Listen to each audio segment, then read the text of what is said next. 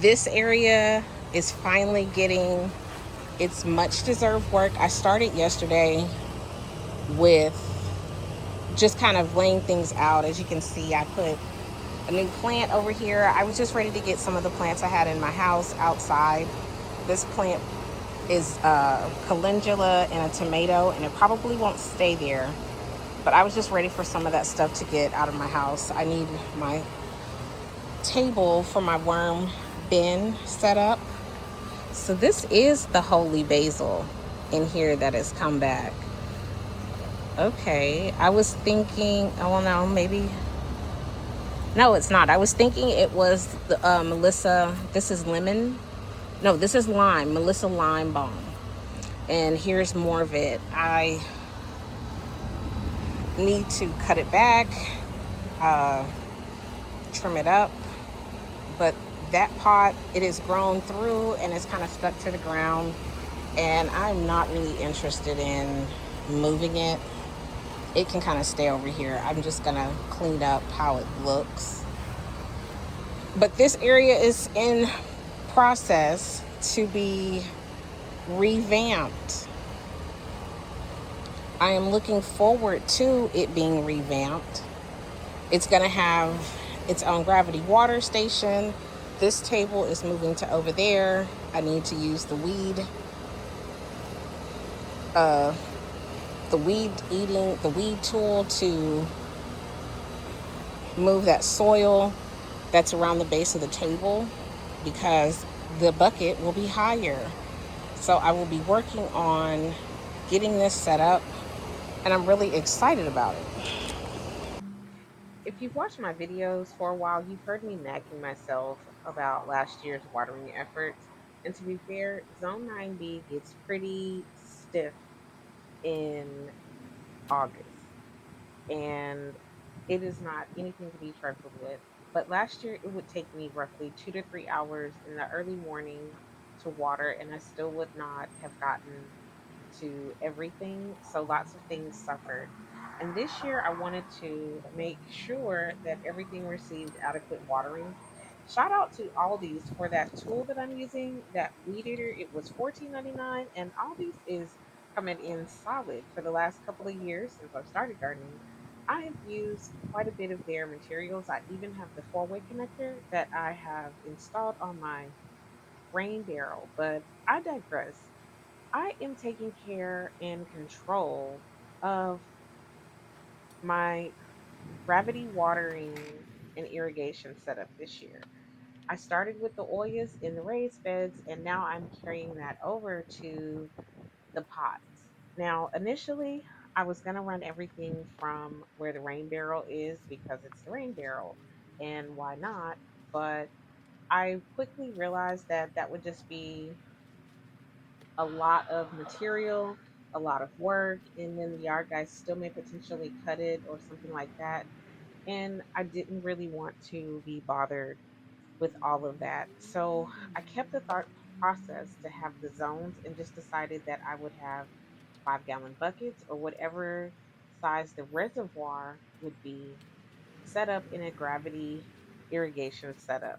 That way I could just spend time filling those containers and then put the appropriate drip emitters on them. And that is what I'm doing. I'm prepping the area and getting all of my materials together to get installed over here in what I am calling Zone 1. So I used a standard 5 gallon bucket, and I drilled the holes with 7/32 drill bit because I wanted to make sure I had a snug fit. And because there were going to be plants on either side, I did not want to have one long line. And I may want to use this bucket somewhere else. And I could either plug that hole or whatever, but I have a couple of options before I will be done with these buckets. But anyway, the irrigation poly tubing is 1/4 of an inch, and it is the standard uh, irrigation size for pots and containers or home gardening uh, patio setups. But I like this size. It's easier for me to work with. And because this is such a small area, like I said, I am keeping this as zone 1. And I'm just setting up the plants around it because as long as the emitter is lower than the height of the bucket, everything will be fine. So I'm just kind of playing around with the position of things. Um, some plants I know will not need as much watering, so I may or may not worry about putting emitters in them. But roughly everything is going to get a half a gallon per hour emitter. So off of a 5-gallon bucket, that should last me for a little while. I'm not sure. I'm going to run a test and see. But now I'm filling up this bucket and I'm super excited. I cannot wait to get this project done and see what was going to happen. And I am already thinking of how this might be an issue in the future when I need to fill up the reservoir. But because I have that long handle, I'm okay with it.